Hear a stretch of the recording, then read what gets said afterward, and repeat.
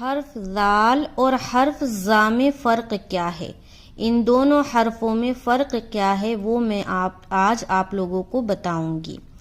یہ جو حرف ذال ہے یہ باریک پڑھا جاتا ہے، ٹھیک ہے، لیکن اسے ہم نرمی کے ساتھ پڑھتے ہیں، نرمی کے ساتھ ادا کرتے ہیں، جیسے کہ ذال، ٹھیک ہے، اور اس میں سیٹی کی سی آواز نہیں آئے گی، جیسے کہ اگر کوئی ادا کر دے زال تو غلط ہو جائے گا۔ ہم اسے نرمی کے ساتھ باریک اور بغیر سیٹی کے ادا کریں گے، جیسے کہ زال۔ اب زا میں آ جاتے ہیں۔